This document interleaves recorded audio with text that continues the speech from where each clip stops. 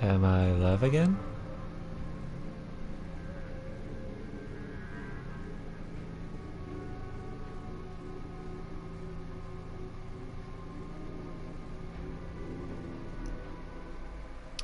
Nice. So, now we'll move on from Victorian London to Egypt. 48 BC. But we are gonna learn about all of the Egypt. All of the Egypt! So, we're almost out of tours actually.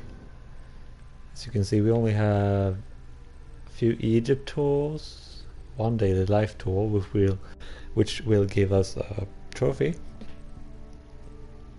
and a couple of Roman tours. All of which we have one here, this peak,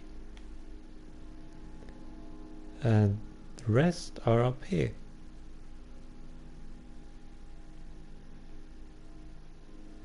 So we will go and do this first. The Katara Depression.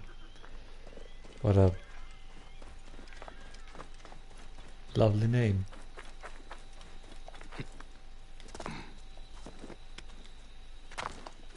What's with that face, John?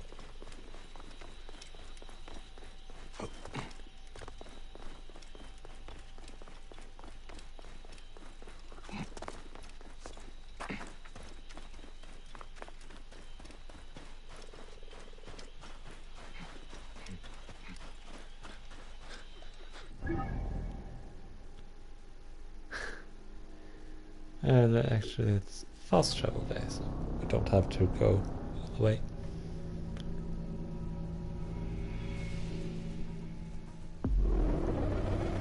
Why are you doing faces? Talk to me!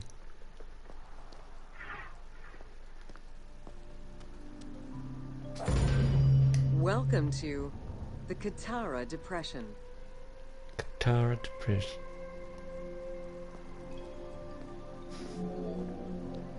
The Katara Depression is located in the northwest part of Egypt.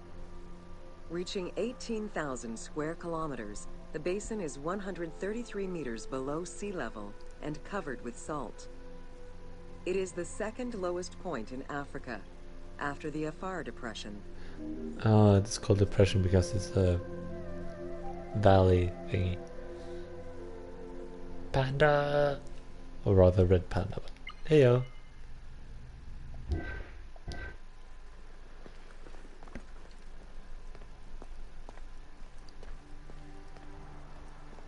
It does sound like the internet covered in salt.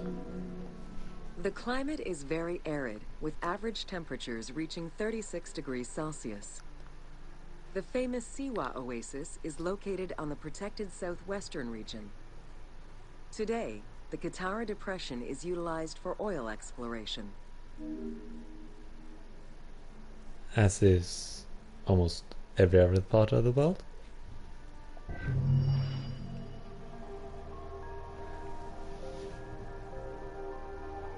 Frustrating mess.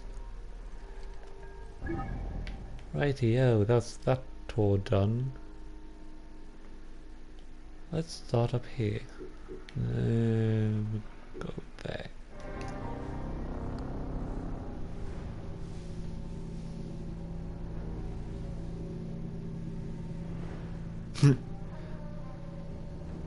What a Brendan fact, Brendan.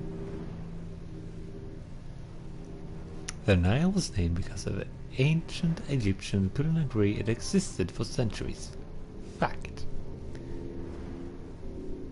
Sure.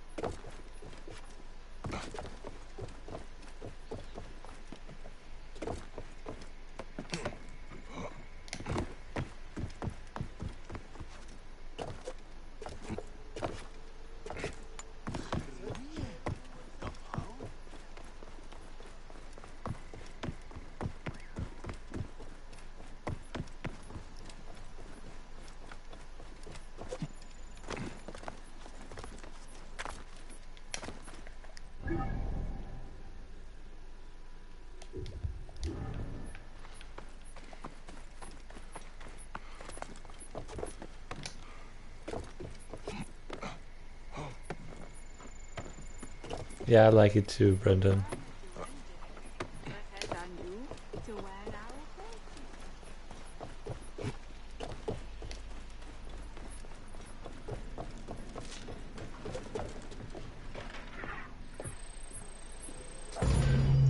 Welcome to Roman Aqueducts. Water management was taken seriously by the Romans. Cyrenaica benefited greatly from Roman administration with the construction of aqueducts and canals. The source of water varied depending on the location. Many aqueducts were built at the foot of the mountains, offering greater flow from the melting snow.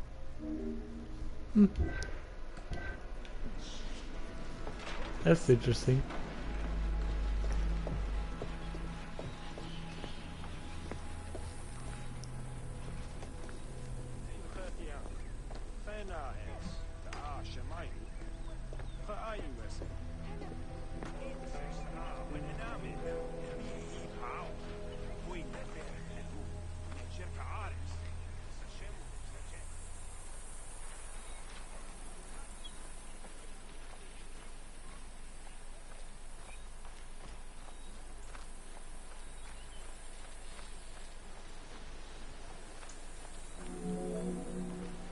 The ability to transport water over a greater distance increased agricultural production. Some aqueducts were reported to be over 7 kilometers in length. Where the Greeks of Libya originally focused mainly on olive trees and figs, which required less water, the advent of Roman aqueducts allowed for a far greater crop diversity. Every farm's water use was carefully scheduled. I hope so too, Brendan, because it's a really nice way of learning.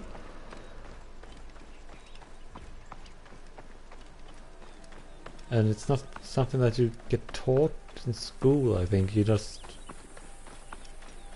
I only had history for 3 years. I didn't have it in the later stages of my education.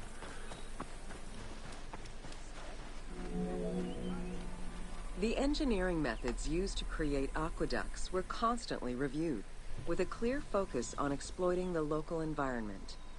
Materials, water usage, cleaning regulations, and a deep understanding of Well, how you to went to exploit school in gravity itself fancy places, were all John. important concerns. Several fortresses were built to protect the aqueducts, basins, and cisterns.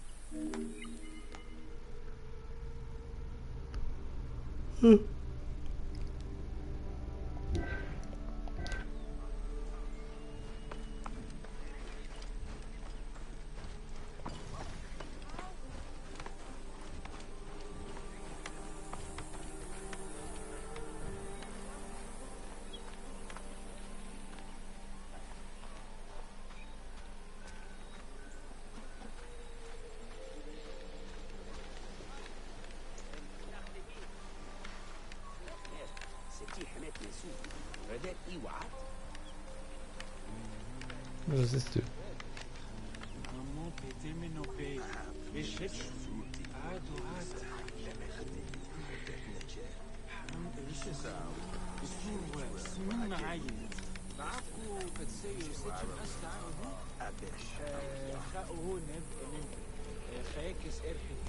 Are you gonna hammer something or what?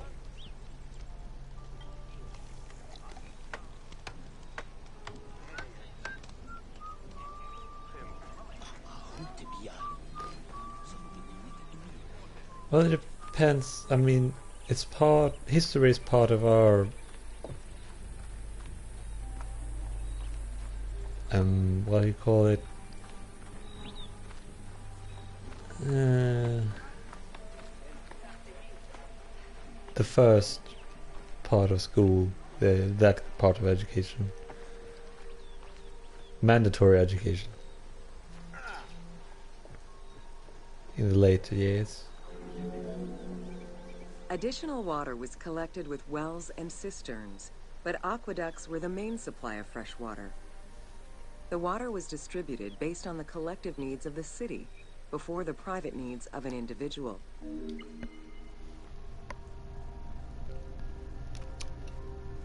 This is in Italy then. in Florence.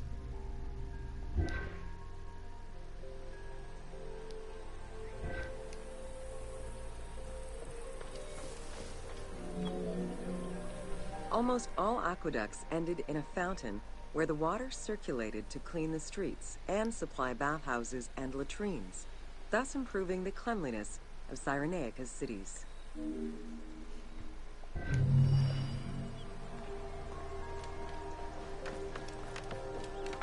Primary school. Yeah, I guess.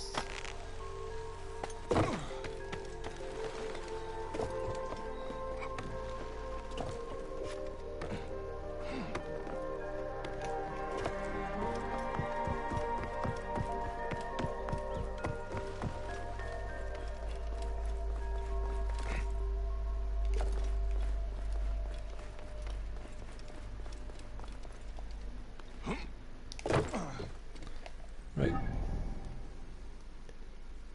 Military equipment and force of Cyrenaica. Let's do that first.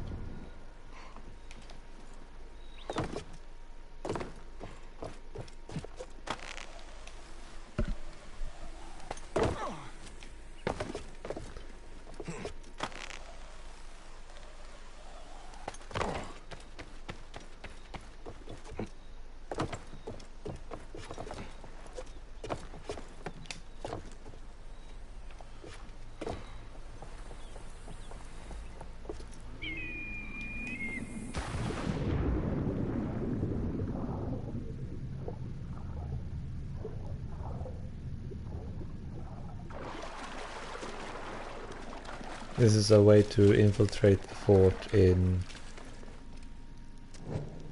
the main game.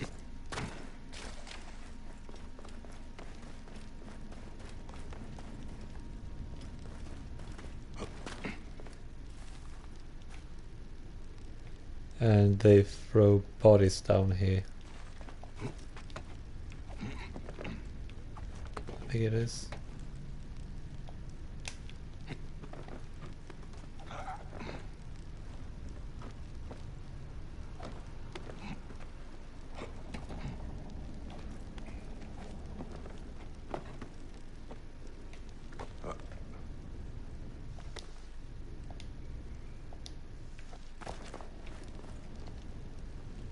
It's not the heat that gets you.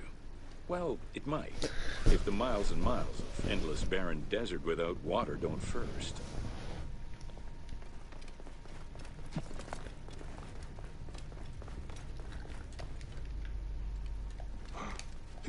God damn it. The ladder bike. Thank you.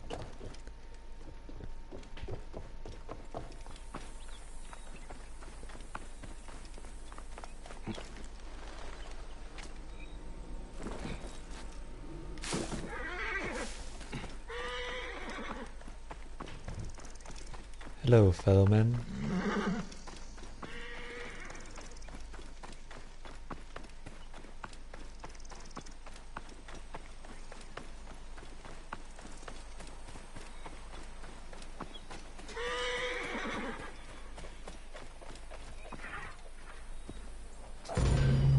Welcome to Roman military equipment.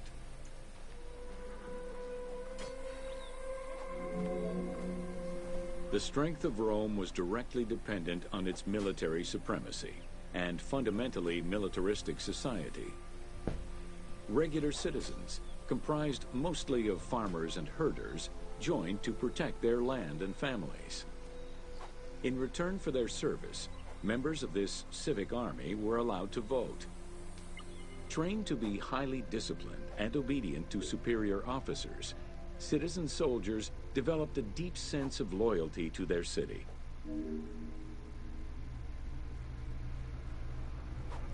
This is a nice... What is it? Skyphos. Tiber's triumphant preparation of sacrifice. Sacrifice, sorry.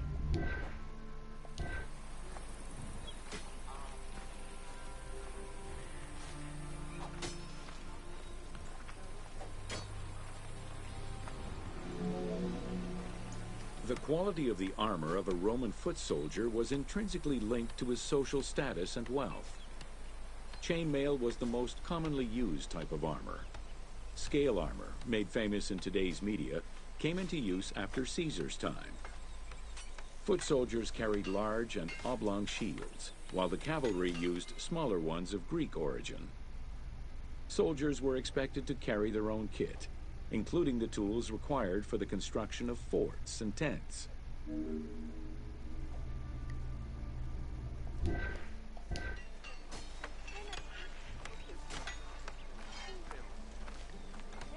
There's a big boy.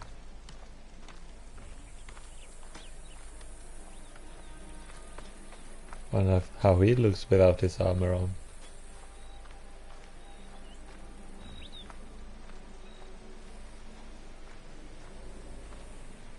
Ooh, I saw there was an update required for playing online, so probably that. Paul, I'll need to download the update to check it out. Roman soldiers used the same types of weapons. The stomach and face were the most targeted parts of the body. As such, a legionary was equipped with two close combat weapons, a dagger and a short sword, known as a gladius. One of the most ingenious Roman weapons was the javelin.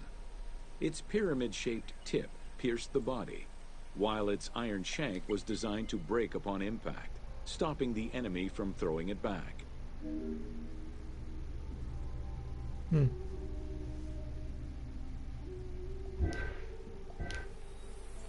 Interesting.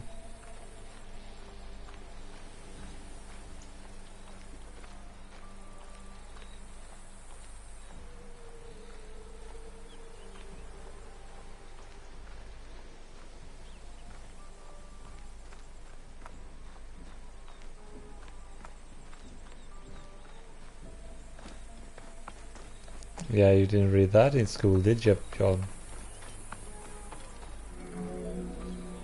During their conquests, the Romans regularly transformed enemy technologies to add to their own formidable arsenal. After capturing a Carthaginian vessel, the Romans adopted its better features and constructed a superior fleet of ships. Adapting heavy artillery designs from Greek models aided the Romans in building catapults and ballistae. The latter became an iconic symbol of Roman warfare. And also, lover not a fighter. How do you get your lovers in bed, John?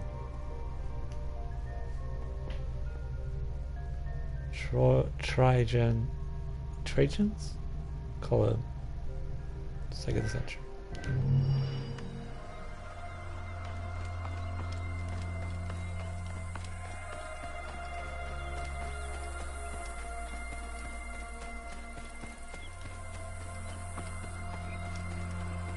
How's it pronounced? Trajan or Trajan or Trojan?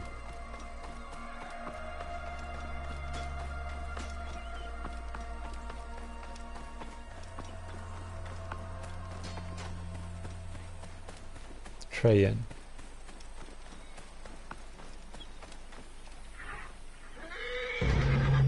Welcome to the forts of Cyrenaica. Trajan.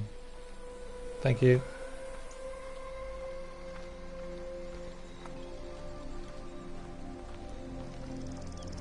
I know that these may not be there still, but damn. Some impressive architecture here. Trajan. Cyrenaica was a Libyan region under Roman control, gifted to Rome by one of Cleopatra's ancestors. The remains and foundations of ancient fortifications were discovered in the 19th century in the southwest of Cyrenaica, as well as a Roman garrison dating back to the 1st century CE. Evidence shows that these forts were of Libyan origin, rebuilt and modified by Roman engineers when Cyrenaica was part of the empire. John. Lejon, as we say in Sweden. Or Jon. Stone was the most commonly used material to build forts in Egypt and Cyrenaica. Though no real proof of a fortress similar to the one before you has been uncovered in that region, the team chose to add it as a worthy and awe-inspiring end-of-game challenge for the player. It was a challenge. Thank you.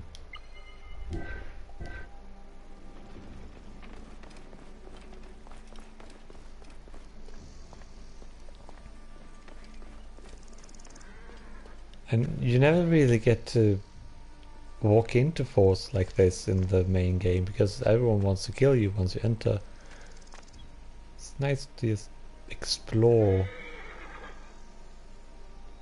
well, the game models, for lack of a better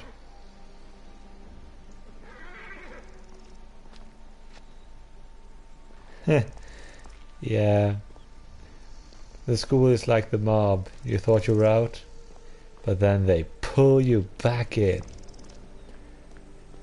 I don't know that quote. And Trent is educating us in armor. The forts of Cyrenaica were intended to prevent invaders from gaining access to the main route that led to the country's 5 most important cities. These forts were built close to coastal plains and deserts for added defense. 3 of these cities were recreated by the team: Balagrae, Apollonia, and Cyrene. Had it existed, the fort before you would have protected the road leading to Balagrae. Cool.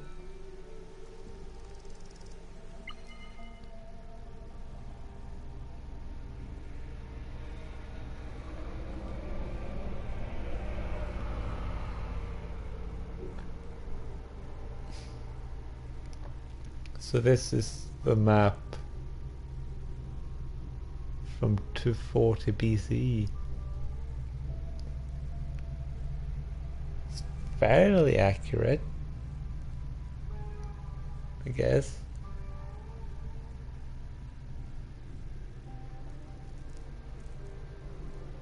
Only that Libya is one.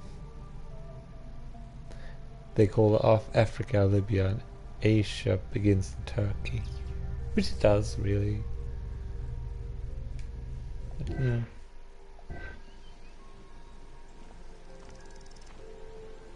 It's not a 240 BC.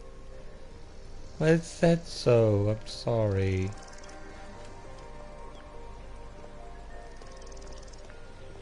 I guess 240 BC would not have maps, would they?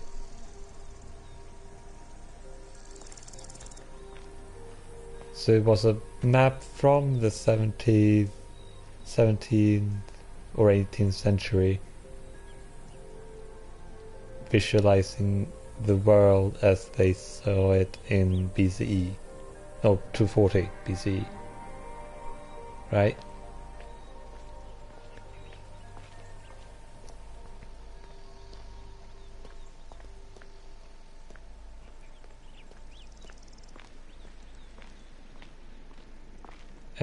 That's what I meant.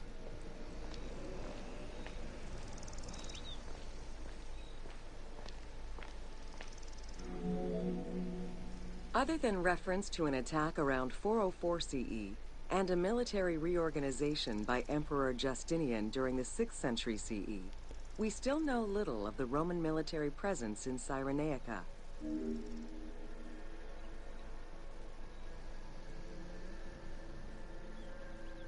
Yeah.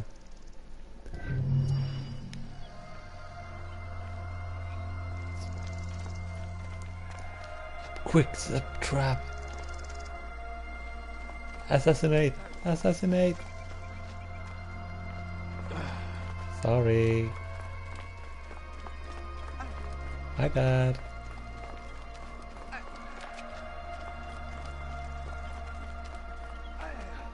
I wonder.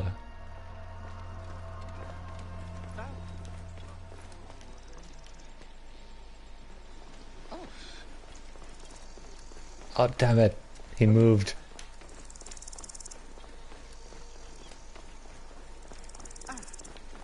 God damn it.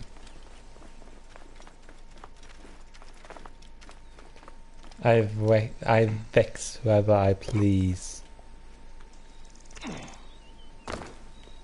You can't stop me.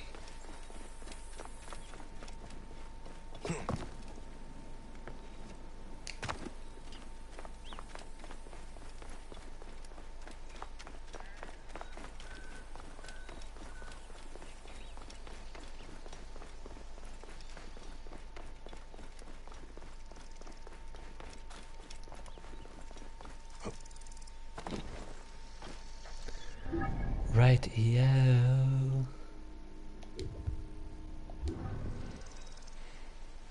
No, you can't die. Oh, wait, I did get a desynchronization, but that was because the game bugged out.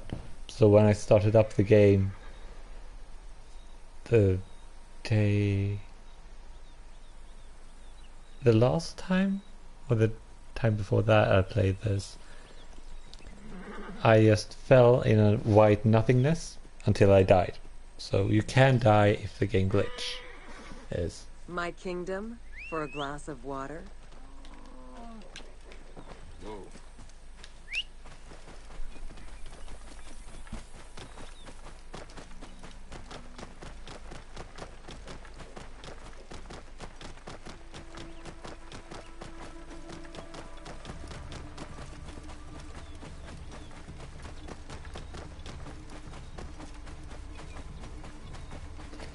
This section here, this place is a stage for a very unpleasant scene. Anyone who played and finished the game may know what I'm talking about. I'm not going to spoil anything, but just look out for this place.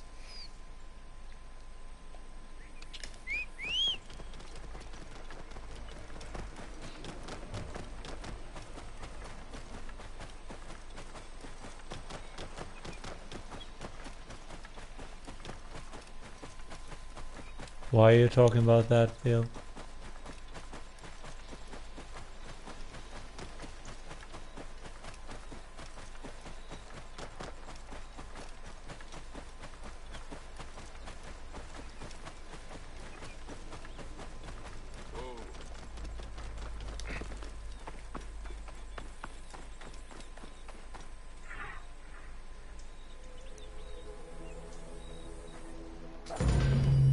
Welcome to Crucifixion.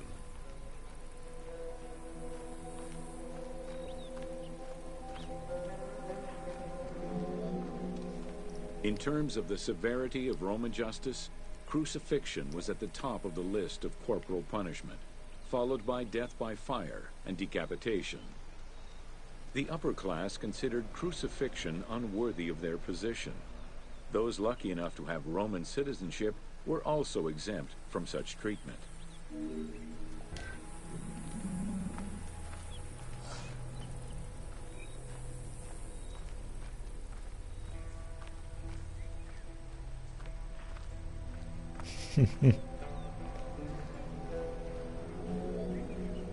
Easily accessible, crucifixions were popular entertainment among the citizenry.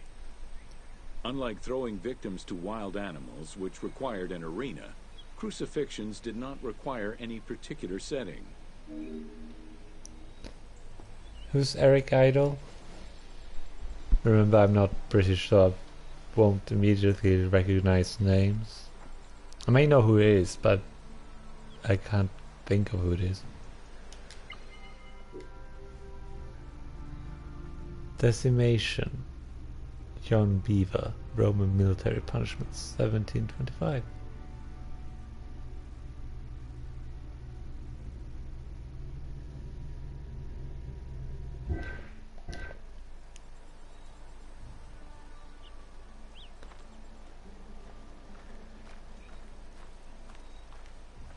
Huh.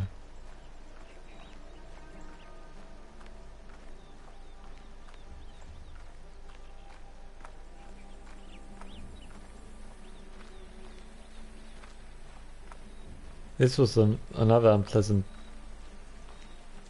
stroll when I made my way up to Cyrene the first time. seeing all those bodies hanging on crucifixion. Those subjected to crucifixion were almost always slaves, traders, and lower-class citizens. Roman deserters were crucified because the betrayal of the soldiers was perceived as endangering the lives of Roman citizens.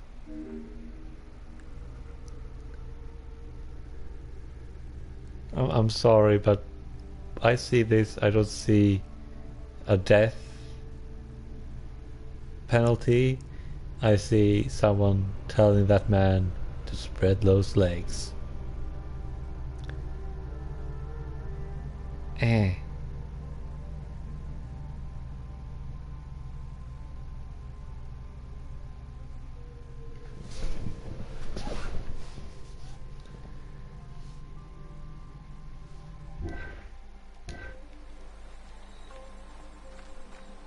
Yeah, I know I'm the worst, but I'm damaged. And also he had some abs on that guy. Give that. In 71 BCE, a major slave uprising in Italia was repressed by the Roman army. This resulted in the crucifixion of 6,000 men, including their leader, a slave and former gladiator known as Spartacus.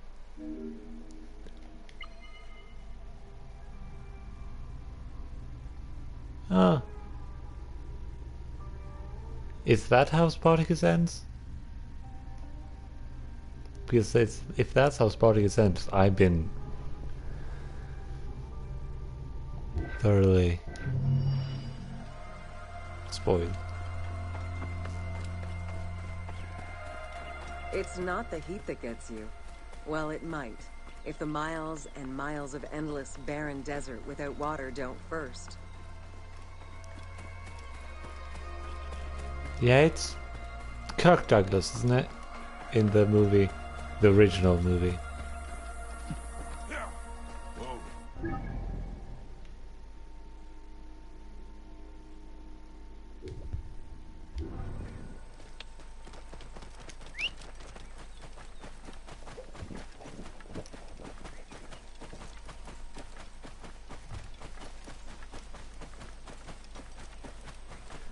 Actually, I don't know if we can see it.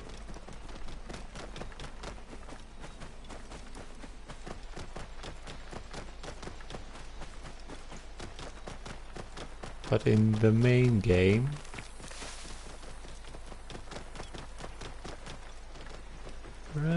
just around here.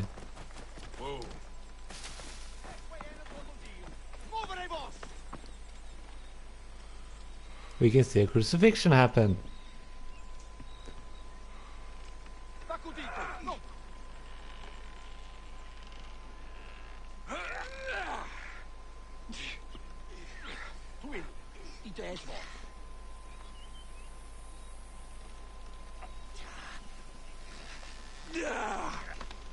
My kingdom for a glass of water.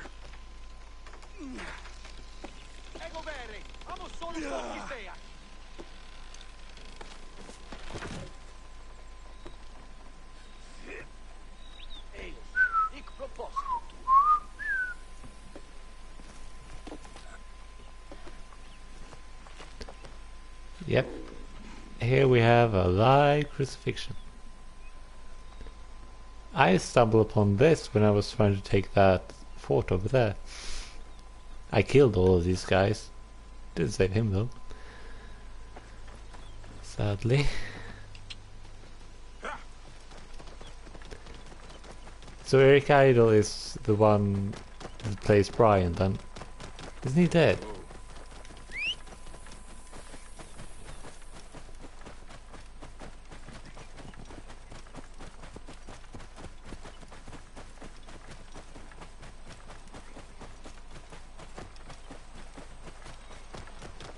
If you have some time, check out Alexandria. It's one of the greatest cities in antiquity.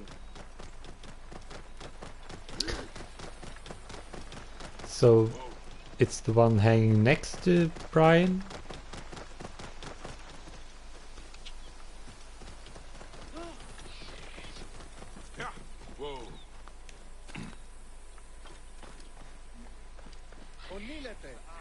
He's the one who plays Arthur as well, isn't it? The King of the Welcome to Britons. Amulets and Rituals. King? I did not elect you. Ancient Egyptians believed the world was a chaotic place, filled with supernatural forces. They knew that art and words gave life and power to things. Carved with images from hieroglyphs or in the shapes of gods, amulets were highly personal objects that warded off dangers and disease while attracting success. Some amulets were temporary, intended to solve a specific problem, while others were meant to be worn forever into the afterlife. Udjat Eye.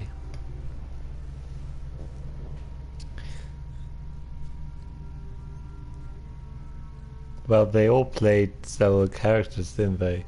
It was just 5 guys? Isn't it? John... Is it John?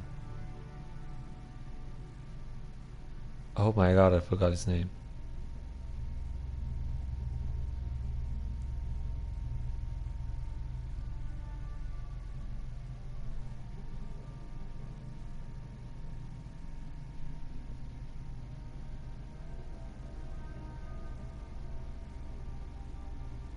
Ah, I downloaded the update.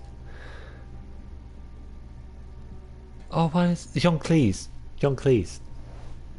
He played like 2 people in the team. Oh, in Arthur's men, didn't he?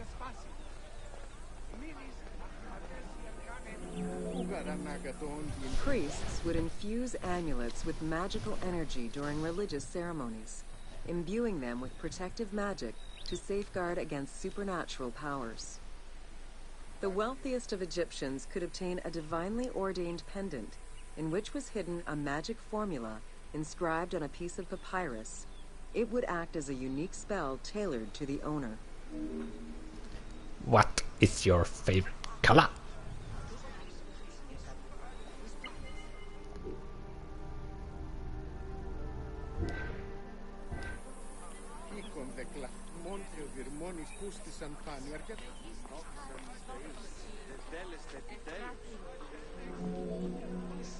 Religion was so important to ancient Egyptians that it permeated every aspect of their daily lives. Since water was the source of life and had the symbolism of purifying the body and the soul, all daily routines began with ablutions. Personal prayers to the gods were sometimes written or spoken, with family prayers passed down through generations. I'm not Norwegian, Bill.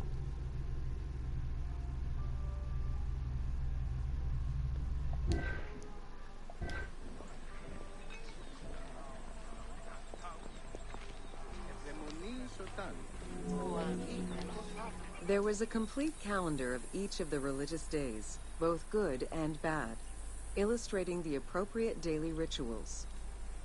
Along with wine, milk, and ointments, offerings to the gods consisted of small amulets to life-size statues and family shrines. During the Greco-Roman period, offerings to the gods consisted of mummified animals, cats Bye, for Faded. Bastet, dogs for Anubis, and birds for Thoth. Have a good evening. And night.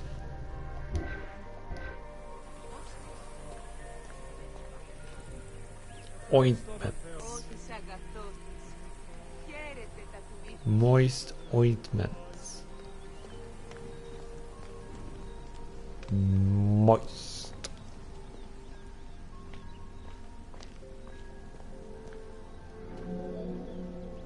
Deemed messengers of the gods, oracles offered guidance and judgment for all Egyptians, regardless of status. Crucial advice was offered on everything from day-to-day farming management to a pharaoh's decision on whether to start a war. Oracles were often used to decide legal issues. If the accused refused the judgment of the god, Another god could be consulted in hopes of a more favorable reply. Huh.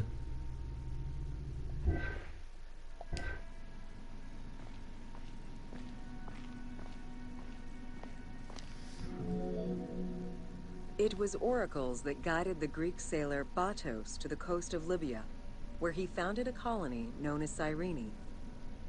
During Alexander the Great's campaign to conquer Persia, he consulted the oracle at the Temple of Amun within the oasis of Siwa, and was subsequently ordained a divine being. Which we've been told several times. Hello, Molo! Welcome to the stream. Even though it's shortly ending, I think. Depends on how many tours we have left, actually.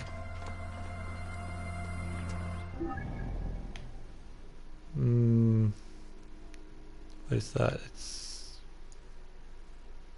6 there. 8 tours left. 3 minutes. 3 minutes. 6 minutes. 3 minutes. 2 minutes. 5 minutes. 6 minutes.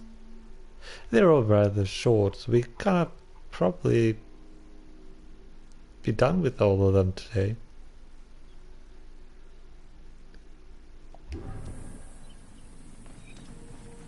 Actually.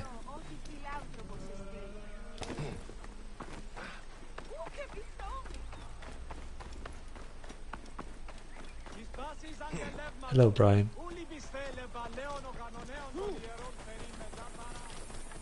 Bye, Trent. Have a good whatever time there is there. Time it is.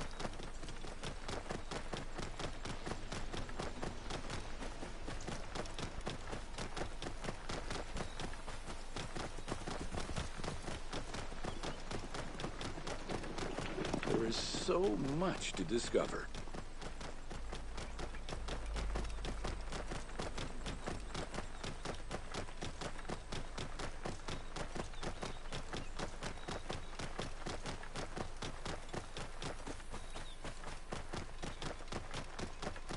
Someone's going crazy there.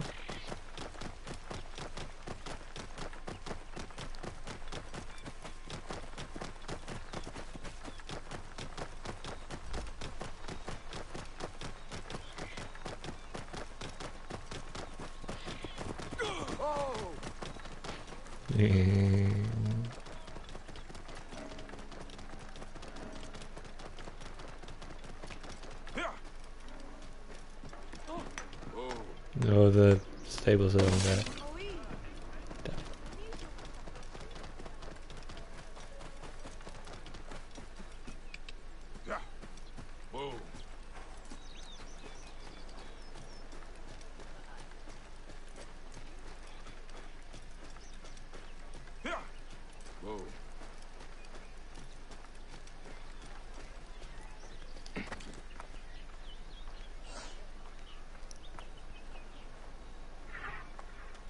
The Gladiator Arena. Welcome to the Gladiator Arena.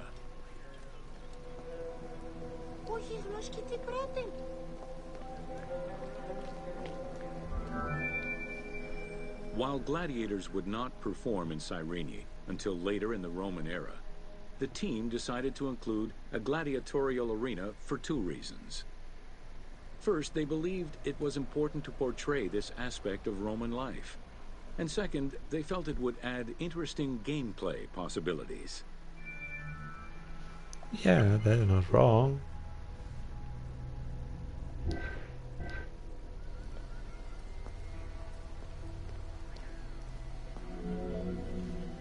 The first gladiators to enter the arena were prisoners of war.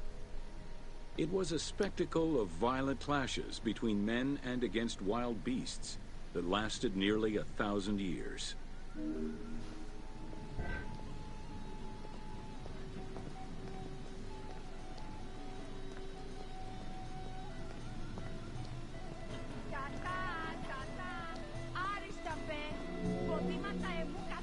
Eventually, volunteers began to enter the ring.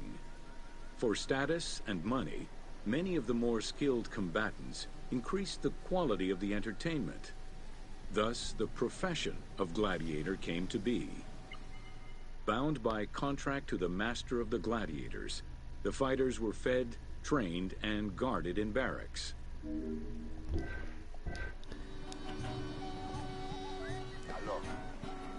Why is...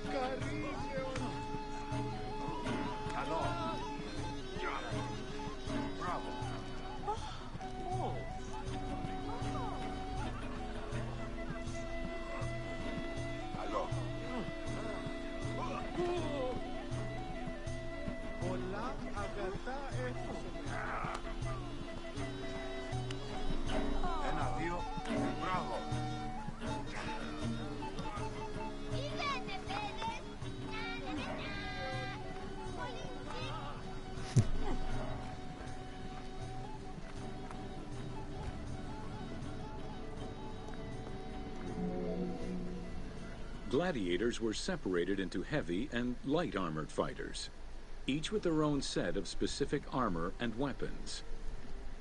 Organizers often had two audience-favored factions face each other in combat. Helmet of a gladiator, 3rd century.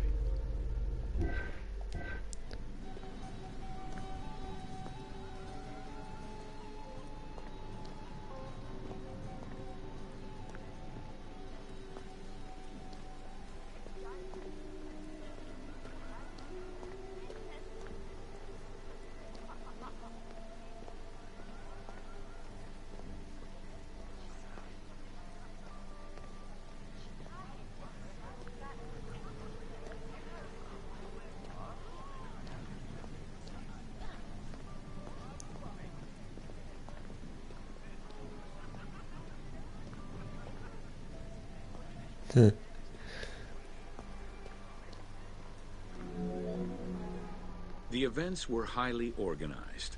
Fights were held with a background of music and supervised by a referee. Death, either in the course of combat or by decision, was not always the only way out for the loser. Several were released due to their performance and gained great notoriety as celebrities. Yeah. I don't know why I said that. Yeah, so what? If you have some time, check out Alexandria. I've been to It's one of the Alexandria, greatest you cities in antiquity. numpty. That was my first stop. You spawn at Alexandria. How can you move on from Alexandria when you spawn there? It doesn't make sense. Damn it. Welcome to the Agora and Thermal Baths.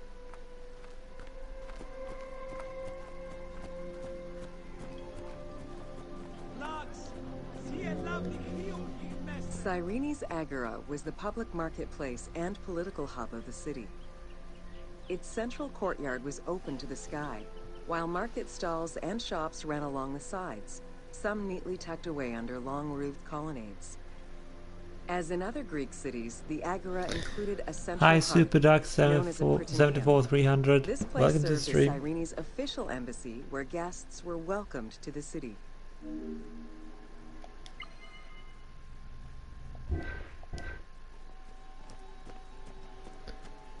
One thing I noticed here, in this specific spot, I'm gonna use photo mode to show you,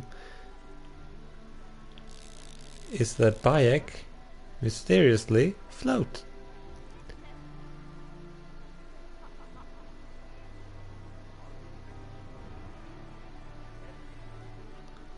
Maybe hard to see actually.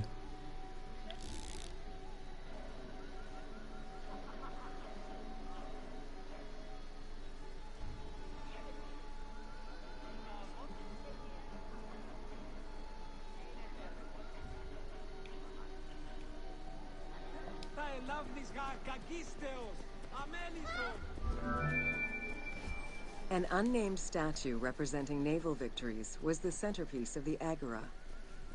The statue's female figure likely represents Nike, the goddess of victory. It was likely very similar to the victory of Samothrace, which currently resides in the Louvre Museum and served as a reference for the team.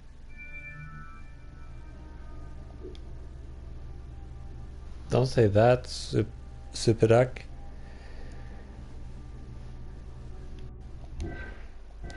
This is a tool created so that it can be used in school in order to teach.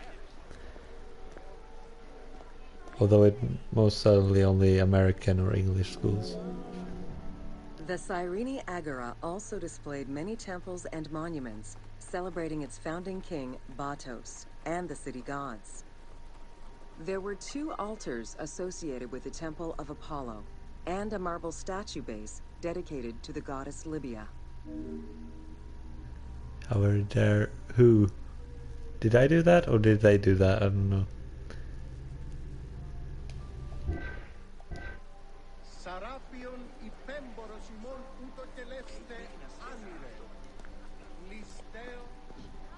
Ακούεις γαρμή!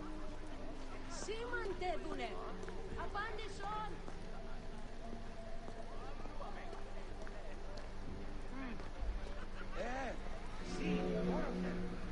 The civic buildings included a law court complete with an archive library that would have housed legal documents and other papers essential to the city's governance. Traces of fire damage to the building's remains indicate that it was possibly destroyed during the rebellion of the Jewish community in 115 CE.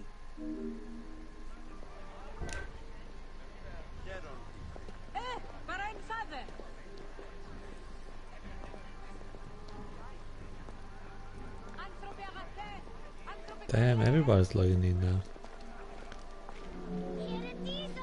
Public baths were common in Roman and Greek cities, and Cyrene held true to this tradition. 2 thermal baths from different eras were discovered among the ruins. An inscription at the entrance of one of the baths is presumed to be attributed to the owner. It dates the building to the Hellenistic period. Cool. Now that has me concerned. It requires that we move in through an open door. Closed door, I mean.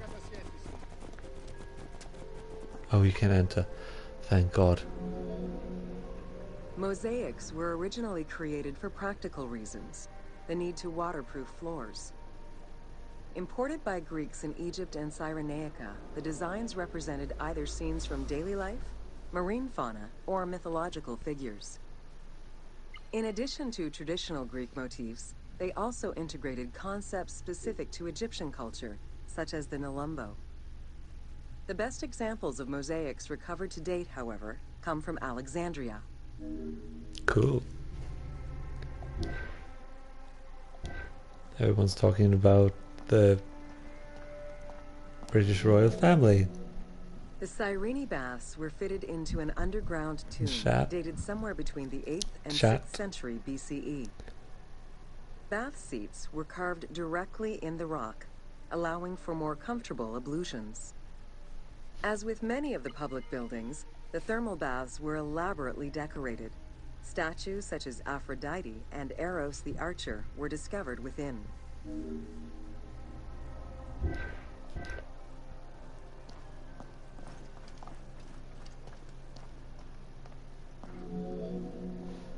The Frigidarium, a pool of cold water, was the first room visitors entered.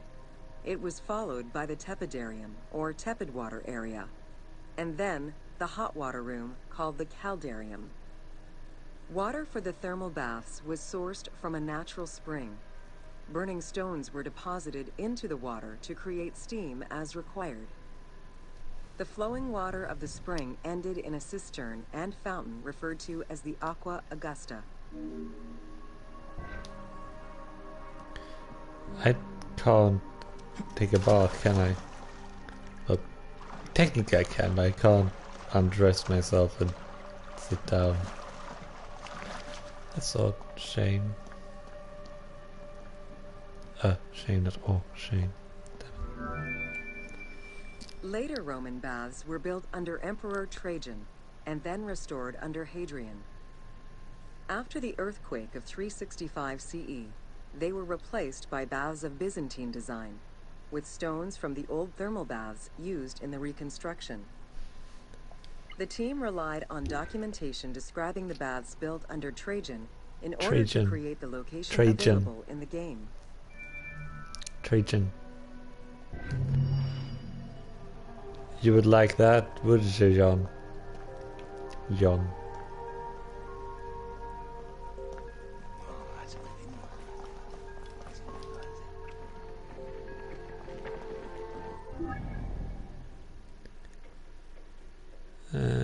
Let's go up here to the Acropolis.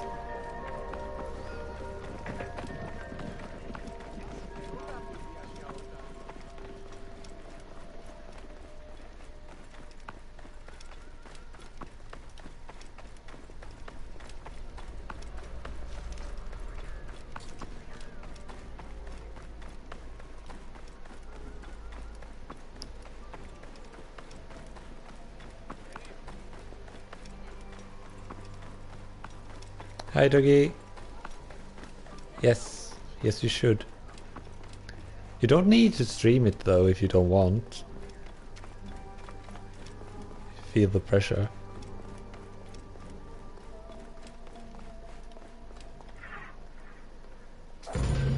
Welcome to the Acropolis of Cyrene.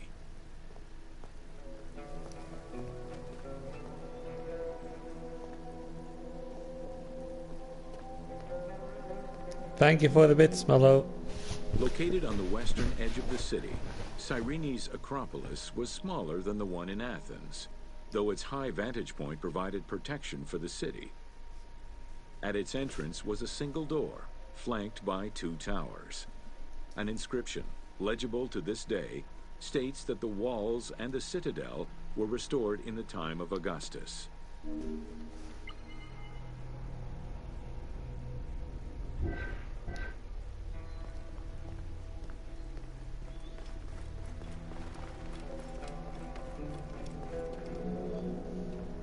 A number of statuettes have been excavated from the site, including one of Berenice, the daughter of Magus, the king of Cyrene, and half-brother of Ptolemy II. At the northeast tower, there is a sanctuary consisting of 2 small temples with a vestibule, and an altar believed to be that of Serapis and Isis. When the temples were excavated, archaeologists found traces of fire damage. However, there are no indications as to when this fire occurred.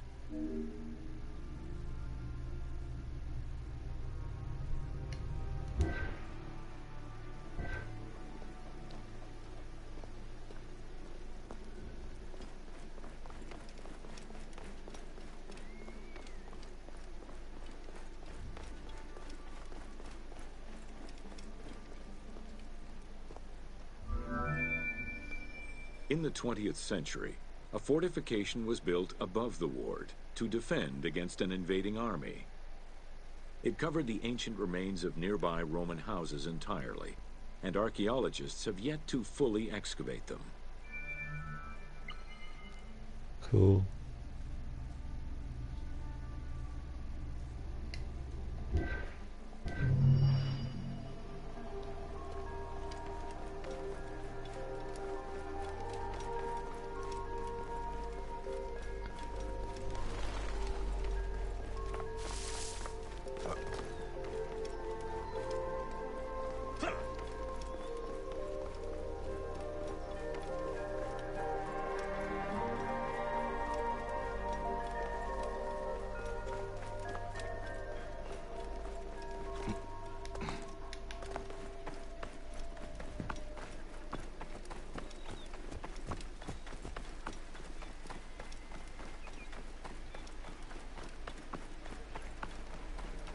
It's not the heat that gets you. Well, welcome to Important Monuments of Cyrene.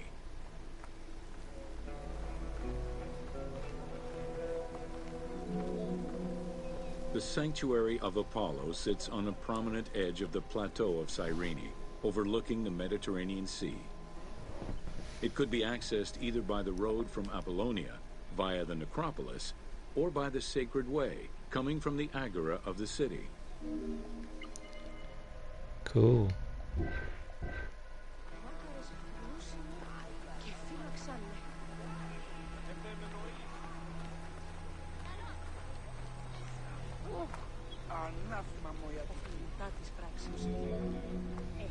The abundance of temples and statues throughout the city reflect the various Greco-Roman and Egyptian cult influences over the centuries.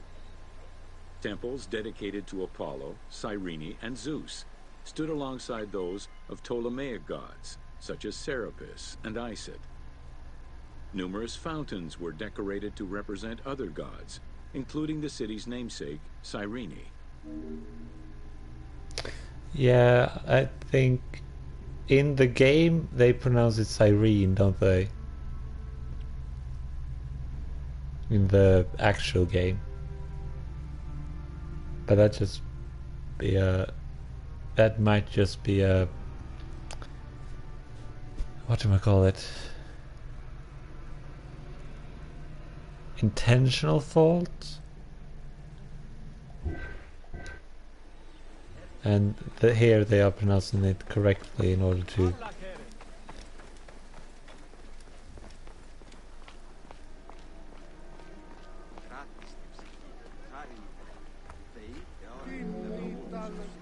A vestibule known as a propylaeum marked its entrance and highlighted the fountain of Apollo.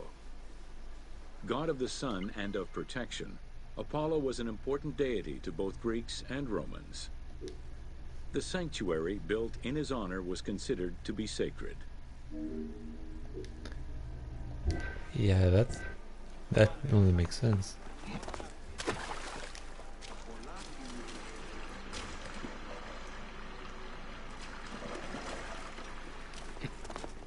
I care not for gods. The imposing temple was built on a natural cornice, stretching more than 200 meters in length and roughly 50 meters in width, and was surrounded by a vast Doric colonnade. Sections uncovered by archaeologists indicate restorations to the columns were made between 115 and 116 CE.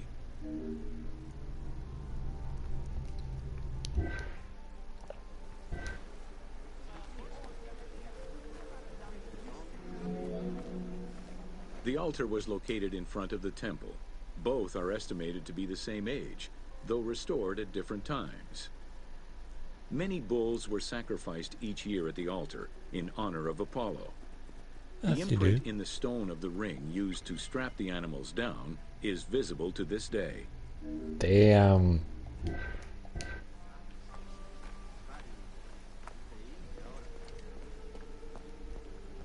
That's brutal. Anthropei, Fev, Mysterion Ge Pelelithe. Οι μόνο μπορούνται διείπων περί κρίμνου, αλλός εμπέριου, λείπιν φερόμενοι αγγελεύων. Carved during the Roman era, the Apollo Cytharide was discovered near the temple. It is considered an important archaeological find. The statue of Apollo was in pieces when it was uncovered. Remarkably, most fragments were found, and the restored statue is currently at the British Museum. Cool. The team extrapolated the statue's final look based on the current partial reconstruction and placed it inside the temple to reflect the patron deity of the area. So they did not censor the picture of the recreation from the British Museum, but they did in the game. That makes sense.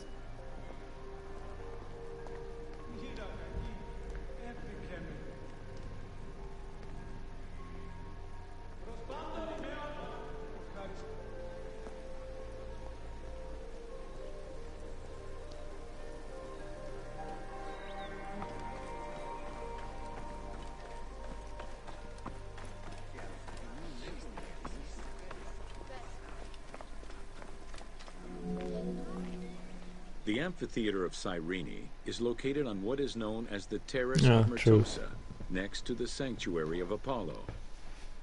It was built on top of the old theater in the 2nd century. Originally used as a stage, the theater became an amphitheater once the taste for Roman gladiatorial entertainment reached the city. It's quite cool that a mask has been able to survive this long, that preserved. I mean, it is damaged, but still pretty much intact. Yeah, I saw that.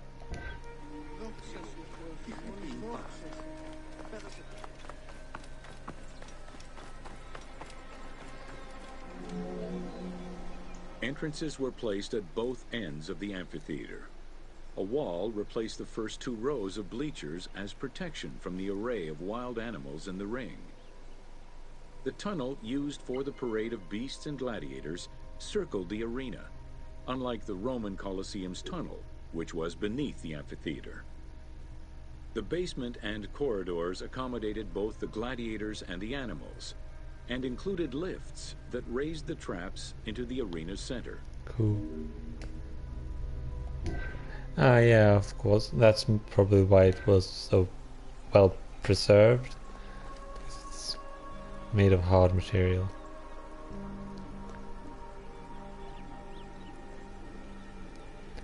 You know, in these times, these seats were probably very expensive. Even those up top.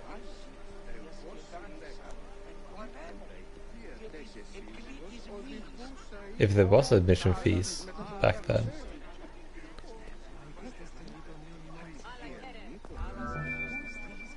Since the original theater was close to the cliffside, the expansion didn't allow for a perfect circle.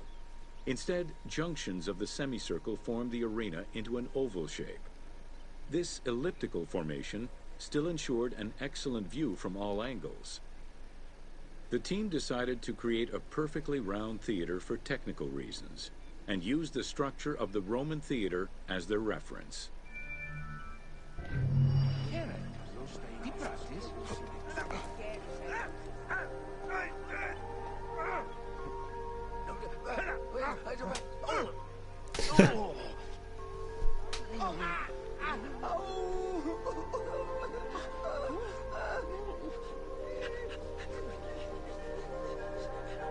Do you know what play that is, Jan?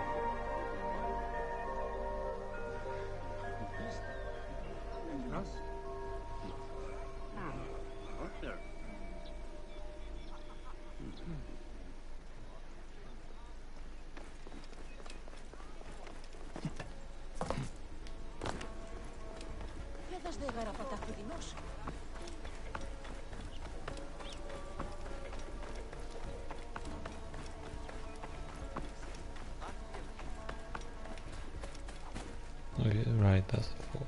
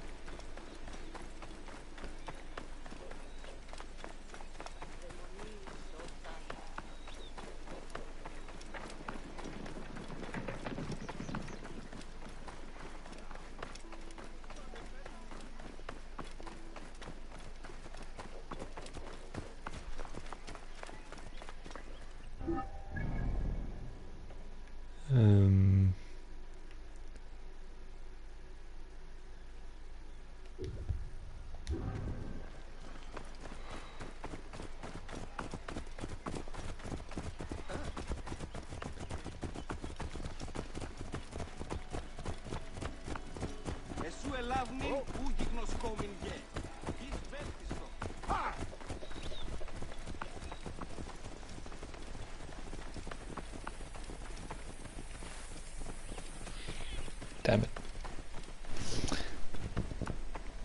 Take your time. I'll wait. It's not like ancient Egypt is going anywhere. Shut up.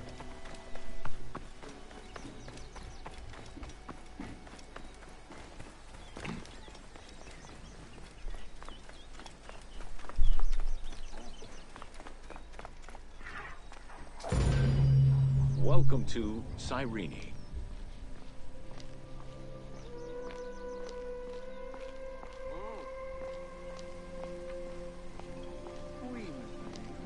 Look, Molo, you have your bit badge. Cyrenaica stretches across the medal. coast of northwest Africa.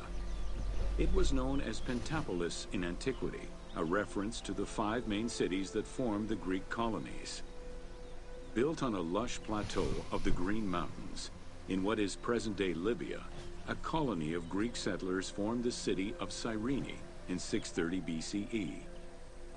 Cyrene's population quickly grew, spreading out across the terraces of the plateau, making it the first and largest of the 5 colonies.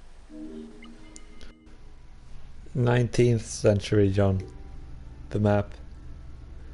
Map of the world by Eratosthenes of Cyrene, circa 240 BCE, detail 19th century.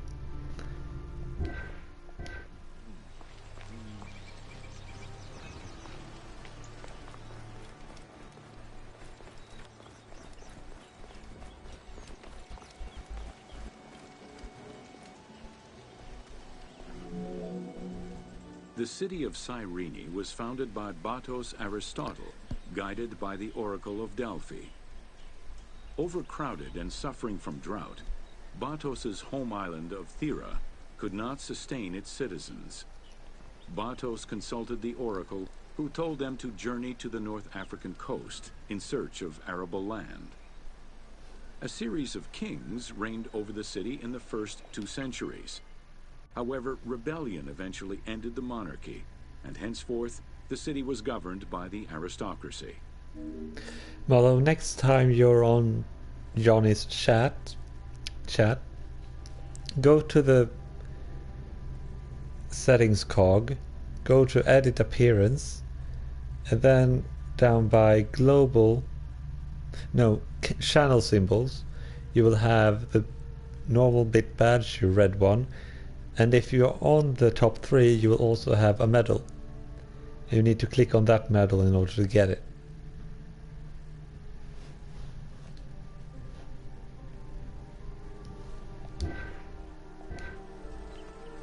Why that is, I don't know.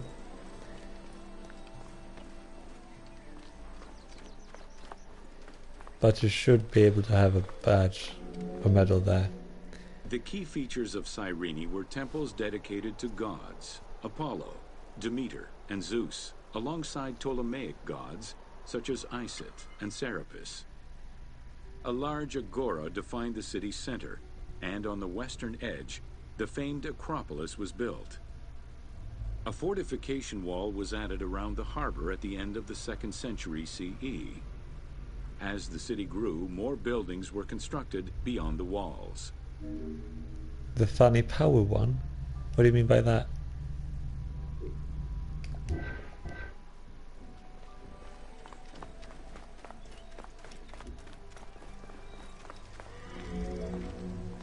Under Roman influence, Cyrene became an economic powerhouse, rising in status throughout the Mediterranean. Cyrene's School of Medicine rivaled all others except for that of the Greek city Kos. Some of the great minds in ancient math, astronomy, and geography were born or established in the various schools of the city, which included the Institute of Philosophy, founded by Aristippus, a pupil of Socrates.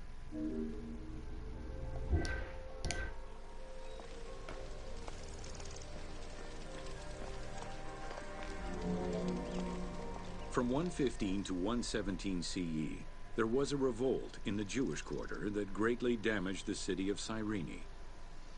Over time, a succession of battles, poor management of its silphium crop, and earthquakes eventually took their toll on the city.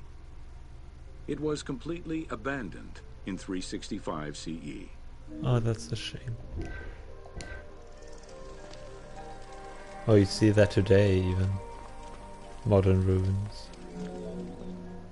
The nearby port of Apollonia was an ideal location, with its natural cove, sheltered by 2 islands and rocky inlets. Along with a lighthouse, the port was later equipped with quays and warehouses to accommodate the increased shipping traffic.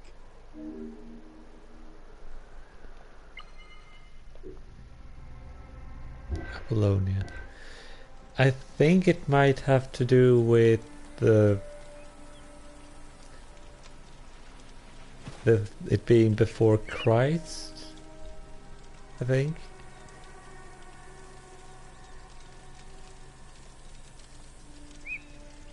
And its implications, influences of religion over time measurement, I think. And that BCE and CE is more academic terms that are not tied to religion, just the current state of how we measure time in years. I don't know.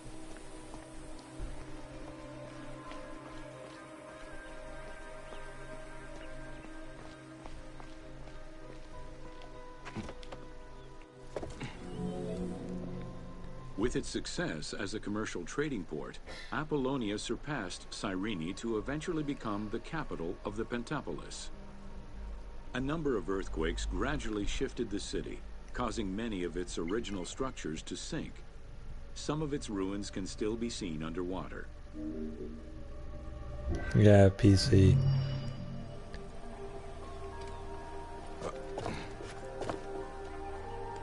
It's not the heat that gets you.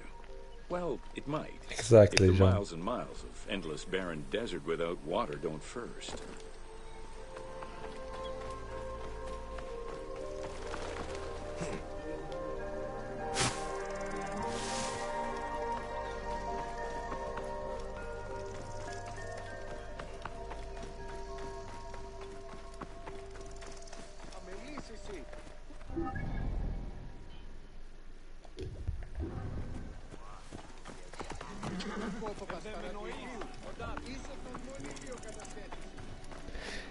Yeah, it's a bit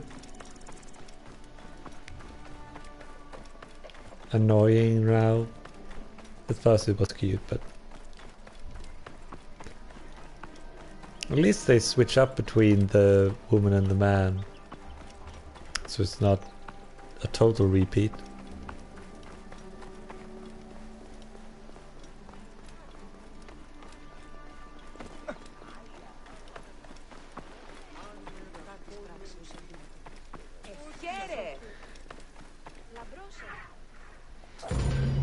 Welcome to the Temple of Zeus in Cyrene.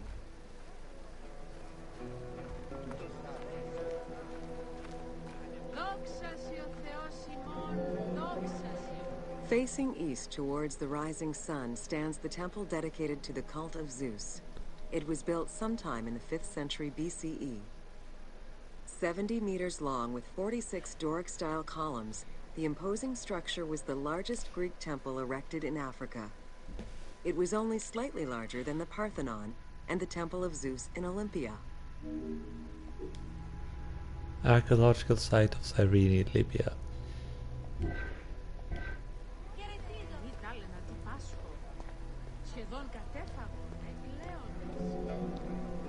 The exterior was designed with the decorative elements common to Doric architecture. The dimensions of the columns were different, giving visitors an impression of uniqueness when viewing each facade.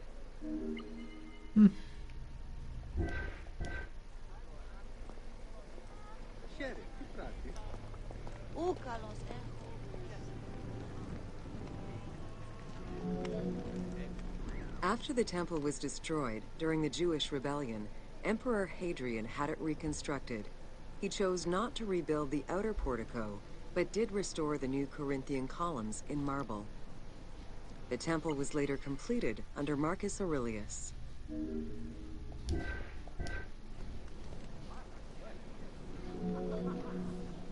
In the time of Augustus, a faithful but smaller imitation of the Olympian Zeus was used to be worshipped.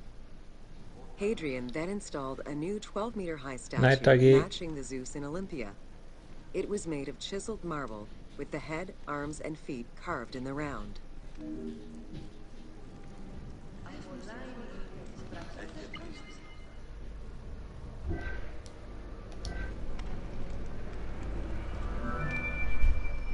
Archaeologists confirm that there was a monumental statue of Zeus in this temple, though experts remain divided on whether it was one of Zeus or one more specific to the cult of Zeus Ammon.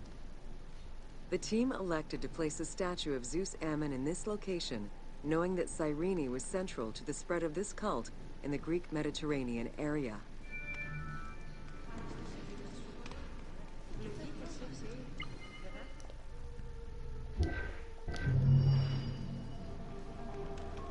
Alrighty then. 2 tours to go.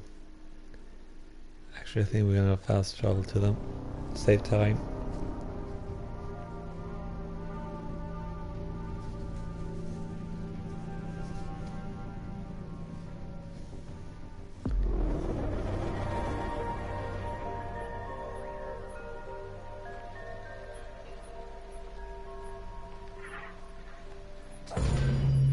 Welcome to Major Exports of Cyrene.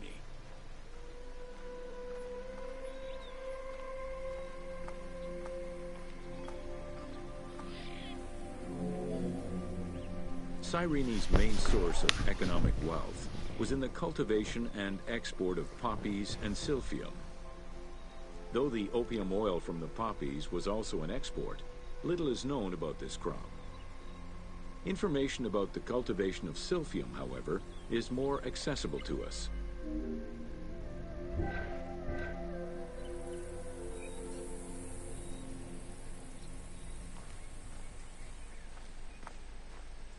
Yeah, no one's counting, Dougie.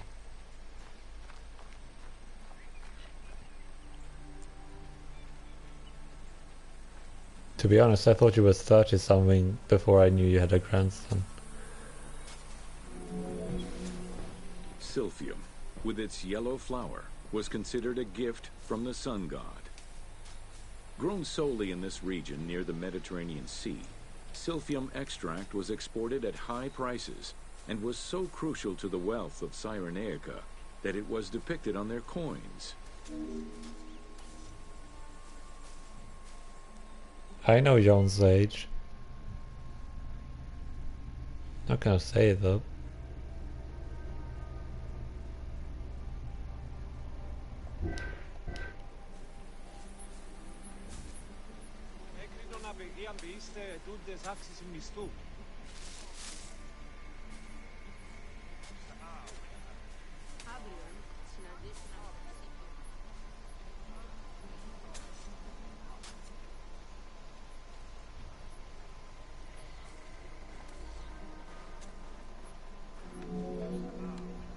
Silphium's roots produced a resin used by both the Greeks and Romans in medicines intended to cure cough, fever, indigestion, and many other ailments.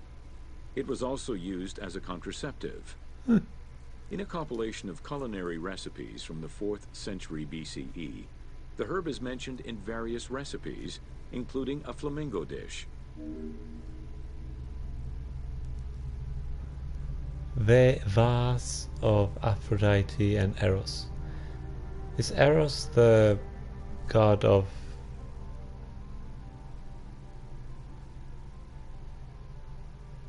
reproduction? I honestly don't know. High demand, overexploitation, and possibly a shift in climate God damn it, woman. to the eventual extinction of silphium. The last mention of it dates from the 4th century CE, and to this day, no traces of this plant have been identified. Oh, that's sad.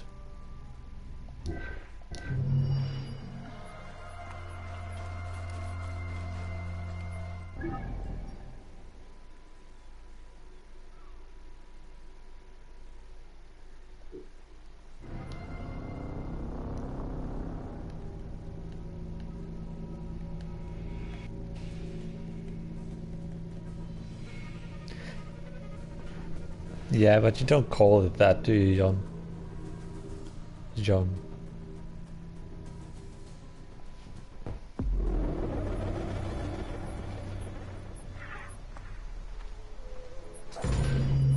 Welcome to Roman forts.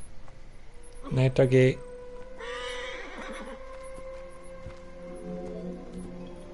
The size of a Roman military camp, known as a castrum, varied significantly depending on how many soldiers it needed to accommodate.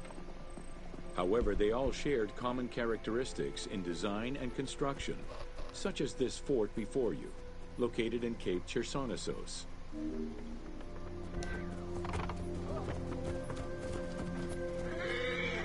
Yeah. Rectangular in shape, the forts were heavily fortified by ramparts and a ditch system. The walls were reinforced with parapets, essentially an extension at the roofline which allowed a protective barrier for patrolling soldiers.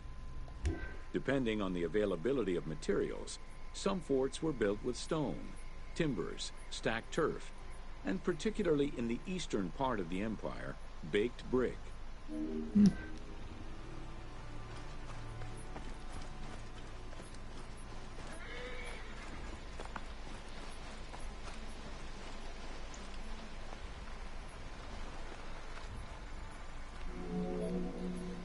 Access doors on all four sides were each flanked by guard towers.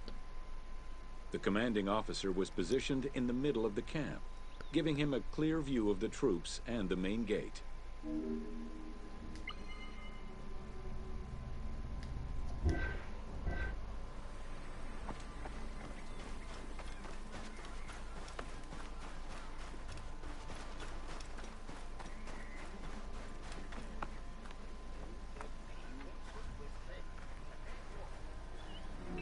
We're always erotic here. Along with sleeping barracks for the soldiers, the fort also had a granary that was expected to hold rations for a year or longer. To ensure the health of the soldiers, every camp was equipped with medical staff and a hospital. A clean water supply with conduits for a bathhouse and latrines was included in the construction of every fort.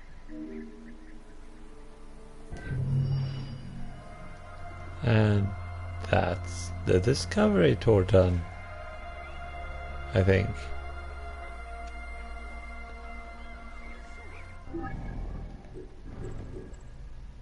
Yep. We just finished all the tours.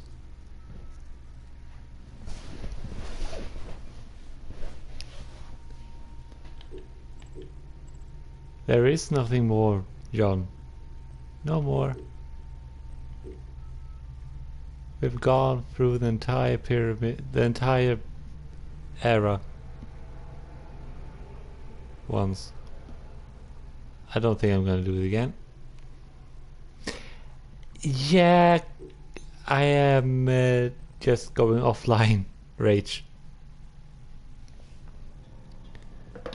Because I finished all of the tours in Discovery Tour.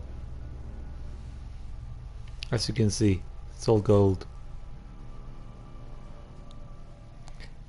Yeah, it's you coming in here just at the end of it. So thanks everyone who watched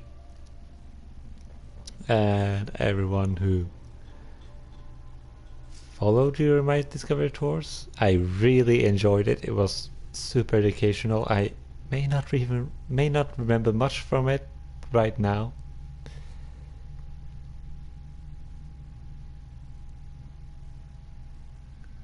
But yeah, it's been fun. For you to stream, Chief. Well, what do you need to finish? That's the question. You need to finish both, don't you? Yeah, it's updated, Paul, but it's not installed, so it's not. I need to exit to main menu to install it, I think, or just clear the thingy. Anyway, thank you all for watching, and thank you for following, and thank you for subscribing. I appreciate everything. I did not expect people to like my streams, to be honest. I will be back on schedule on Thursday. There might be a bonus stream between then and now, I don't know. If I feel like streaming something, I will. But then I will be back on Thursday with Rise of the Tomb Raider. Look at all those red pandas. They're so cute. So cute. Yeah, it's a bit funny actually. But yeah, thank you all for watching, and I will see you on Thursday. If not in a stream chat, Smother, yeah, on another channel. But on this channel, see you Thursday. Goodbye. And also good night.